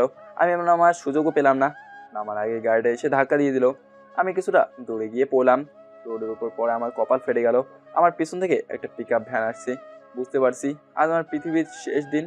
তাও সরতে গেলাম, প্রায় সরেও গেলাম, কিন্তু পায়ের উপর একটা চাকা চলে গেল। আমি ব্যথায় চিৎকার দিয়ে জ্ঞান হারিয়ে ফেললাম। আর কিছু মনে নেই। যখন জ্ঞান ফিরল তখন দেখলাম আপু, আব্বু, আম্মু বসে আছে। সবার চোখ লাল হয়ে আছে। বুঝতে পারছি সবাই অনেক কান্না করছে। আমি উঠতে গেলাম কিন্তু পারলাম না। পায়ে ব্যথা শুরু হলো। আমি একটা পা নাড়াতে পারছি কিন্তু আরেকটা পা নাড়াতে পারছি না। স্যার, আপনার ছেলের একটা পায়ের হাড় এমনভাবে ভেঙেছে যে ঠিক হওয়া অসম্ভব। ডাক্তার, তাহলে এখন কি করার? তাহলে কি আমার ছেলের পা ঠিক হবে না? পা কেটে ফেলতে হবে আর একটা রোবোটিক পা লাগাতে হবে, তাহলে আগের মতো হাঁটতে পারবে। চোখ দিয়ে পানি গড়িয়ে গেল। শেষ পর্যন্ত আমার ভাগ্যে এই ছিল। আল্লাহ, তোমার সাথে এমন কেন করছো? একটু সুখ দিলেই তো এভাবে আমার একটা পা কেটে নিলে কেন? কোথাও যাওয়া লাগবে? কানাডা চলে যান, ওখানে সর্বোচ্চ চিকিৎসা পাবেন। ওকে ডাক্তার। তারপর কানাডা এসে একটা রোবোটিক পা লাগিয়ে 1 মাস পর বাসায় এলাম। বাসায় আসা মাত্র আম্মু এসে আমাকে জোরে ধরে কান্না করে দিল। আম্মু, কান্না করছো কেন? কি থেকে কি হয়ে গেল? আম্মু, তেমন কিছু হয়নি, তুমি কান্না থামো। যেটুকু ভাগ্যে আছে সেটুকুই হবে। আপু কোথায়? এই তো আমি। এখন চলাচল করতে পারছিস? আগে ভিতরে চলো, তারপর কথা বলো। আব্বু ধরে আমার রুমে এনে বসালো। তারপর সবার সাথে টুকটাক গল্প করলাম। কবে থেকে চলাচল করতে পারবি? ডাক্তার 2 মাস চলাচল করতে বারণ করছে। তাহলে আর কি, 2 মাস রুমে চুপচাপ বসে থাক। আমার বইগুলো বিছানায় দাও, মন হবে তখন ওগুলো পড়বো। আর ফোনটা দাও, মাঝে মধ্যে ফোন টিপবো। আর তুমি তো আসোই, তোর সাথে গল্প করবো। তাহলেই দেখতে দেখতে 2 মাস পার হয়ে যাবে। তোর ফোন তো ভেঙে গেছে। আচ্ছা, তোকে বই দিচ্ছি, আপু বইগুলো বিছানায় রাখলো। তারপর বললো, তুই বসে থাক, আমি আসছি। ওকে যাও। আপু বাইরে চলে গেল। তারপর আপু আব্বুর কাছে গিয়ে বললো, আব্বু, কাউকে দিয়ে একটা ফোন আনিয়ে নাও। কেন, তোর ফোন কি হয়েছে? আমার জন্য না, আকাশের জন্য। ও তো রুমে থাকতে থাকতে বোরিং হয়ে যাবে। আচ্ছা, এখনই ফোন আনিয়ে নিচ্ছি। একটু পরে আপু আমার রুমে এলো, এসে বললো, তোর জন্য ফোন আনতে বললাম এবং কিছুক্ষণের মধ্যেই চলে আসবে। হ্যাঁ। একটা মাত্র ভাই, তোর ইচ্ছেগুলো কি অপূর্ণ রাখতে পারি বল? তোমরা আমাকে এত ভালোবাসে? একদম ইমোশনাল হবি না। আচ্ছা, দেখে আসি তোর নতুন ফোন এলো কিনা। আপু আবার বাইরে চলে গেল। একটু পরে ফোন হাতে নিয়ে রুমে এলো। এই নে তোর ফোন। আপুর সাথে কিছুক্ষণ গল্প করতে লাগলাম। রাতে শুয়েছি আর ইউটিউবে বিভিন্ন ধরনের ভিডিও দেখছি। ভিডিও দেখতে দেখতে ঘুমিয়ে পড়লাম। পরদিন সকালে আপুর ডাকে ঘুম হলো। উঠে ফ্রেশ হবি। আপু আমাকে ধরে নামালো। তারপর আপুর সাথে গিয়ে ফ্রেশ হয়ে এলাম। দাঁড়া, নাস্তা নিয়ে আসছি। আপু আমার জন্য নাস্তা নিয়ে এলো। তারপর আমি খাওয়া দাওয়া শেষ করে ওষুধ খেয়ে নিলাম। আমি দেখতে দেখতেই 2টা মাস পার হয়ে গেল। আজ ভাবছি কলেজে যাবো। আপু, তোমার রেডি হওয়া শেষ হলো? আপু রুম থেকে বেরিয়ে এসে বললো, চল। সাবধানে যাবে। আম্মু। তারপর বাইরে এসে গাড়ি থেকে উঠে পড়লাম। তারপর একটু পরে কলেজে চলে এলাম। সাবধানে যা। স্টিকটা দাও। আপু আমাকে স্টিক দিল। আমি আস্তে আস্তে কলেজের ভিতরে এলাম। আপু চলে গেল। আমাকে দেখে ইরা আমার কাছে এলো, এসে বললো, এতদিন কোথায় ছিলে, আসোনি কেন? রাফিও এলো, এসে বললো, তোর হাতে স্টিক কেন? আর এই 3 মাস কোথায় ছিলি? এক জায়গায় বসি, তারপর না হয় বলি। একটা গাছের নিচে এসে বসলাম। রাফি বলল, সেদিন তাড়াতাড়ি চলে গেলি, তারপর আর তোর খোঁজ নেই, আর আজ কলেজে এলি। আমি প্যান্ট উঠিয়ে বললাম, এই দেখ। এটা কি? আমার পা, কিন্তু রোবোটিক। কি হয়েছে ভালো করে বলবি? তারপর ওদের সব কিছু বললাম। রাফি আর ইরা আমার দিকে অবাক হয়ে তাকিয়ে আছে। চলো, তুই এমনভাবে তাকিয়ে আছিস কেন? এত কিছু হয়ে গেছে তাও তুই জানাসনি? তোর নাম্বার থাকলে তো তোকে জানাবো। আচ্ছা বল, কেমন আছিস? ভালো। ইরা, তুই চুপ করে আছিস কেন?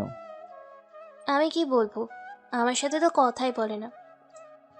আমি কিছু বললাম না, চুপ করে বসে থাকলাম। ক্লাসের সময় হলো, তাই উঠে গেলাম। কোথায় যাবি? ক্লাসের সময় হয়ে গেছে, সেদিকে খেয়াল আছে? তাই তো, আচ্ছা চল তাহলে। ক্লাসে চলে এলাম। তারপর ক্লাস শুরু হলো। আমি এতদিন না আসার কারণ জিজ্ঞেস করলো, তাই বললাম টিফিনের সময়। হঠাৎ নিধি আমার সামনে এলো, এসে দাঁড়ালো। তারপর বললো, তোকে এতদিন অনেক মিস করেছি। নিধির এমন কথা শুনে তো আমার মাথায় আকাশ ভেঙে পড়ার মতো অবস্থা। নিধির আমাকে আমাকে মিস করছে। মিস করার কারণ কি? আসলে তোমাকে ভালোবেসে ফেলেছি, তাই না বলে থাকতে পারলাম না। বাহ, ভালোই তো। নিধির কাছ থেকে ফুলটা নিলাম। ফুল নেওয়ায় নিধি অনেক খুশি হলো। আমি ফুল নিয়ে নিধির মুখে ছুঁড়ে মারলাম। আমার সাথে তোর কি কি করছিস? ওকে ভুলে গেছিস? তোর তো আবার মন পাথরের মতো। তোরা ভুলে যেতে পারিস, কিন্তু আমি ভুলবো না। ক্ষমা করে দেওয়া যায় না? ক্ষমা? তাও আবার তোদের? তোদের কোনোদিনও ক্ষমা করবো না। ওখান থেকে বাইরে চলে এলাম, সে একটা গাছের নিচে এসে বসলাম। ইরা রাফিও এলো। ক্ষমা করে দেওয়া যায় না? ক্ষমা? তাও আবার তোদের? মানুষ মাত্রই তো ভুল হয়, আমিও মানুষ, আমারও ভুল হয়েছে। হঠাৎ আমার পা ধরে বসলো। করছেনটা কি সারেন? ক্ষমা না করলে ছাড়বো না। সারেন, অনেক স্টুডেন্ট দেখছে। দেখুক, ক্ষমা না করলে ছাড়বো না। কি করবো বুঝতে পারছি না। শুন, ভেবে বললাম ক্ষমা করতে পারি, একটা শর্তে। ক্ষমা করতেও শর্ত? আচ্ছা বলো। আগে পা ছেড়ে ওঠেন, তারপর বললো, আগে বলো, তারপর উঠবো। আমার সামনে আর কোনোদিন আসতে পারবেন না। না, হবে না, আমি এই শর্ত মানতে পারবো না, কিন্তু ক্ষমা করতে হবে। না ক্ষমা করলে এমনভাবে পা ধরে বসে থাকবো। কোন দিকে? আচ্ছা ক্ষমা করলাম, এবার ওঠেন। এরা উঠলো, তারপর বললো, সত্যি? তাহলে ফ্রেন্ড? ফ্রেন্ড কেন? তাহলে কি বুঝবো ক্ষমা করনি? ওকে ফ্রেন্ড। তারপর ওদের সাথে কথা বলতে লাগলাম। একটু পরে ক্লাসের সময় হলো, তাই উঠে ক্লাসে চলে এলাম। দেখতে দেখতে 2টা বছর পার হয়ে গেল। আমি রাফি ইরা তিনজন ভালো রেজাল্ট করেছি এবং ভার্সিটিতে চান্সও পেয়েছি। আজ ভার্সিটির প্রথম দিন, তিনজনে একসাথে হাঁটছি। তখন রাফি বলল, আজ কত ভালো লাগছে, তোকে কিভাবে বলবো। আমার অনেক ভালো লাগছে। সবচেয়ে ভালো লাগছে সুন্দর সুন্দর ময়দা সুন্দরীদের দেখে। তুই কি বললি? আমি থাকতে তুই অন্য মেয়ের দিকে নজর দিস? ওর দিকে দেখে কোনো লাভ নেই, আজ একটা পটাতেই হবে। ইরা আর কিছু না বলে চলে গেল। রাফি, ইরার আবার কি হলো? আমি কিভাবে বলবো, ওর কথা বাদ দে। একটা জায়গায় বসলাম। একটু পরে ইরা এলো, এসে বলল, কত খুঁজে বেড়াচ্ছি, আর তোরা এখানে বসে আছিস? তখন ওভাবে চলে গেলি কেন? এমনিতেই। ও। বসে তিনজনে গল্প করতে লাগলাম। কিছুক্ষণ পরে ক্লাসে এলাম। একটু পরে স্যার এলো। স্যার এসে বলল, আকাশ, এখানে এসো। স্যারের হঠাৎ এমনভাবে ডাকাতে বেশ অবাক হলাম। কি হলো, এসো। জি স্যার। আমি উঠে লাগলাম। তখন স্যার বলল, একে চিনো? কয়েকজন ছাড়া সবাই না বললো। স্যার কি বলতে চাইছে কিছু বুঝতে পারছি না। স্যার আবার বলল, এই হচ্ছে আকাশ, আমাদের ম্যাজিস্ট্রেটের ছেলে। লেখাপড়ায় অনেক ব্রিলিয়ান, জেলার ভিতরে ফার্স্ট হয়েছে। কত ব্রিলিয়ান তোমরা বুঝতে পারছো? বাইরের দেশে পড়তে না গিয়ে আমাদের ভার্সিটিতে পড়েছে। এটা আমাদের ভাগ্য, কিন্তু দুঃখের বিষয় হচ্ছে ইন্টার ফার্স্ট ইয়ারে থাকতেই রোড অ্যাক্সিডেন্টে একটা পা হারিয়েছে। স্যারের কথা শুনে আমি অবাক হলাম। কারণ আজ প্রথম দিন স্যার সবার সাথে পরিচিত না হয়ে আমার সাথে পরিচয় করে দিচ্ছেন। নিশ্চয়ই আপু স্যারকে বলেছে যেন আমার সাথে সবার পরিচয় করে দেয়। আপুও না। তারপর স্যার পরিচয় দিলেন। এবার যাও। আমি আমার সেরে চলে এলাম। তারপর স্যার সবার সাথে পরিচয় নিতে লাগলেন। প্রথম দিন, বুঝতেই পারছেন কেমন হবে। বসেছি, তখন কয়েকজন এলো। তোর সাথে ফ্রেন্ডশিপ করার জন্য আসছে, ভালো করে ফ্রেন্ডশিপ কর। ঠিক আছে, এমন কেন করছিস বুঝতে পারছি না। ওরা এসে ফ্রেন্ডশিপ করলো, আমিও করলাম। না করলে আবার বলবে অ্যাটিটিউড দেখাচ্ছি। কিছুক্ষণ থেকে বাসায় চলে এলাম। আম্মু, আপু কোথায়? এখনো হাসপাতাল থেকে আসেনি। কেন, কি হয়েছে? কি দরকার ছিল স্যারকে দিয়ে ওভাবে সবার সাথে পরিচয় করে দিতে বলার জন্য? ভালোই তো করেছে। দেখ, ওগুলো ভাল লাগে না। ওখানে থেকে রুমে চলে এলাম। ফ্রেশ হয়ে খাওয়া দাওয়া করে ঘুমিয়ে পড়লাম। রাতে খাচ্ছি, তখন আব্বু বললো, ছেলের তো বিয়ের প্রস্তাব এসেছে। আব্বুর কথা শুনে আব্বুর দিকে ভ্রু কুচকে তাকালাম। তাই নাকি? তাহলে তাড়াতাড়ি বিয়েটা দিয়ে দাও। মেয়েটা দেখতে কেমন? দেখতে অনেক সুন্দর। স্বয়ং মেয়ের আব্বু আমার কাছে এসেছিল। আমি চুপচাপ খাচ্ছি আর সবার কথা শুনছি। বলো কি? বললাম যে বাসায় সবার আলোচনা করি, তারপর মেয়েটার পিকও আছে। কোথায় দেখি? আব্বু মাহি আপুকে ফোন দিল। মাহি আপু ফোন দেখে একবার আমার দিকে তাকাচ্ছে আর একবার আব্বুর দিকে। এই মেয়েটা? কি হলো, অবাক হচ্ছিস কেন? এটা তো ইরা, আকাশের ফ্রেন্ড। আপুর কথা শুনে আপুর দিকে অবাক হয়ে তাকলাম। আপু কি বলছে এসব? তাই নাকি? ছবিটা দেখি। আপু আম্মুকে পিক দেখালো। আম্মু পিক দেখে বলল, মেয়েটা কিন্তু অনেক সুন্দর, আমার অনেক পছন্দ হয়েছে। আমারও অনেক ভালো লেগেছে। এখন ছেলে কি বলে শোনো। আব্বু আম্মু আমার দিকে তাকালো। কি হলো, তোমরা এমনভাবে দেখছো কেন? তোর মুখ থেকে হ্যাঁ না হয় না উত্তর শুনবে। আমি কি বলবো? আচ্ছা আমাকে সময় দিতে হবে। কয়দিন সময় লাগবে? জানি না। খাওয়া দাওয়া শেষ, তাই উঠে রুমে চলে এলাম। আব্বু আম্মু মিট মিট করে হাসছে। পরের দিন ভার্সিটিতে। ইরা, আমি তোর থেকে এটা আশা করিনি। আমি আবার কি করলাম? আব্বুর কাছে তোর আব্বুকে দিয়ে বিয়ের প্রস্তাব পাঠিয়েছিস কেন? তোকে বিয়ে করব তাই। আমি তোকে বন্ধু ছাড়া অন্য কিছু ভাবি না, আর তোকে বিয়ে করতে পারবো না। তুই করবি না, তোর ঘাড় করবে। আমি কেমন তুই মনে হয় ভুলে গেছিস? দেখ বোন, আমি তোকে বিয়ে করতে পারবো না। আমি একজনকে ভালোবাসি। তাই নাকি? তো মেয়েটা কোথায়? আছে, তোকে বলবো কেন? আমি তোকে বিয়ে করতে পারবো না, মানে পারবো না। প্রয়োজনে তাকে কিডন্যাপ করে বিয়ে করব, কিন্তু তোকে তো আমি বিয়ে করব। আমার একটা পা নেই। তো কি হয়েছে? তোর এক পা নেই বলে কি তুই জীবনে বিয়ে করবি না? না, করবো না। ঠিক তো? না আসলে রাফি একবার আমার দিকে তাকাচ্ছে, আরেকবার ইরার দিকে। তো বললাম, তোর আবার কি হলো? ভাবছি কেউ যদি এভাবে বলতো আমি তোমাকে বিয়ে করতে এক পায়ে হাঁটতাম আর বাসায় বিয়ের প্রস্তাব পাঠাতো, তাহলে তো কথাই ছিল না। তোর কষ্ট দেখে কান্না চলে আসছে। আচ্ছা, চিন্তা করিস না, তোর জন্য কোনো বুড়ি খুঁজে দিব। তুই তাহলে আমাকে বিয়ে করছিস? না, করছি না। আচ্ছা তুই আমার কি দেখে বিয়ে করতে চাইলে? আমি যাই দেখে তোকে পছন্দ করি। তুই কি আমাকে বিয়ে করবি? না, তোকে বিয়ে করলে আমার জীবন বাঁশপাতা হয়ে যাবে। সত্যিই তুই আমাকে বিয়ে করবি না? না। তুই করবি না, তোর ঘাড় করবে। চল এক্ষুনি কাজী অফিসে যাব, না গেলে তোকে তুলে নিয়ে যাব। ইরা, তোর মাথা ঠিক আছে? তুই এইসব কি বলছিস? আমি ঠিক আছি এবং সুস্থ আছি। আমাকে বিয়ে করতে তোর সমস্যা কোথায়? তুই আমার ফ্রেন্ড হয়ে থাক, অনেক কিছু হওয়ার চেষ্টা করিস না। কিন্তু কেন? তোকে বলতে বাধ্য না। তোকে বাদ দিয়ে যাকে বিয়ে করতে বলবে তাকেই বিয়ে করবো, কিন্তু তোকে করবো না। 2 বছর আগের কথা এখনো ভুলিসনি, ঠিক না? কিছু না। ক্লাসের দিকে হাঁটতে লাগলাম, তো এরা আমার সামনে এসে দাঁড়ালো। এরা চোখ ছলছল করছে, যে কোনো সময় কেঁদে দিতে পারে। কথা বল, আমাকে এখনো মন থেকে ক্ষমা করতে পারিসনি না? সামনে থেকে সর। বল না। কি বলবো, আর তোকে ক্ষমা করে দিয়েছি। তুই মুখে বলছিস, মন থেকে না। এখন সর, ক্লাসের সময় হয়ে গেল। আগে আমার উত্তর দে, তারপর সরবো। এখন কিন্তু অনেক বাড়াবাড়ি করছিস। এখনো কিছু করিনি, কিন্তু এখন করব। আমি পাশ কাটিয়ে চলে আসতে যাবো, তো এরা আমার হাত ধরে নিল। তোকে আমার হাত ধরার কে অধিকার দিয়েছে? আচ্ছা, না, হাত তুলতে বাধ্য হব। তুই যা ইচ্ছে কর, আমি তোর হাত ছাড়বো না। এরা কান্না করে দিল। হাত ছাড় বলছি। এরা হাত ছেড়ে দিল। আমি আর কিছু না বলে ক্লাসরুমে চলে এলাম। একটু পরে স্যার এলো, কিন্তু এরা এলো না কেন? কি জানি কেন এলো না। এরা নিয়ে আর ভাবলাম না, ক্লাসে মনোযোগ দিলাম। পরের দিনও এরা এলো না। রাফিকে বললাম, এরা এলো না কেন? কেন আসেনি সেটা তুই ভালো করেই জানিস। তো ক্লাস শেষ করে বাসায় চলে এলাম। বিকেলে ফোনটা বেজে উঠলো। ফোনের দিকে তাকে দেখে আননোন নাম্বার। রিসিভ করলাম। আসসালামু আলাইকুম, কে বলছেন? বাবা, একটু আমাদের বাসায় আসবে?